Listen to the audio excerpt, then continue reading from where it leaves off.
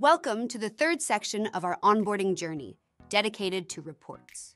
In this part, we will guide you through the various reporting options that Eggup provides to analyze and interpret the data collected from your assessments. Ready to discover how to make the most of our reports?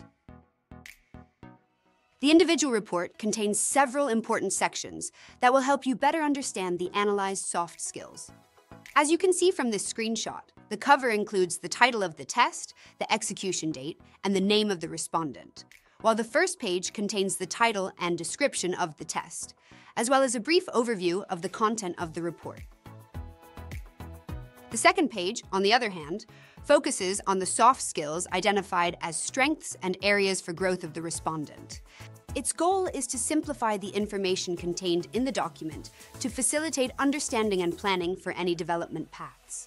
Additionally, for each of the 4 key points identified, 2 practical suggestions are proposed aimed at strengthening the soft skill.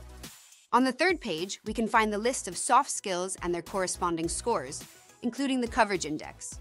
The coverage index, statistically, is calculated as the average minus the standard deviation. This means that the higher and closer the results are, the higher the coverage index will be. Conversely, if the results differ significantly with some high and others low, the coverage index will be penalized by this variability. The fourth page provides a graphical representation of the different areas and their associated skills. At the center is the coverage index. The bold numbers within the circle represent the average of the areas. Percentage data for the weights of the core skills, along with their respective scores, titles, and indications of the areas of belonging, are also included. The graph also highlights the 2 key skills of strength and growth. From the 5th page onwards, we can find some insights related to the analyzed areas, along with their descriptions and the associated skills, including a declaration not descriptive of the score.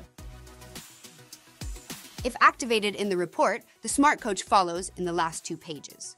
You can choose to find 7 inspirational contents, including TED Talks, podcasts, songs, movies, books, courses, biographies of famous people, related to one of the growth areas, and 7 related to one of the strengths.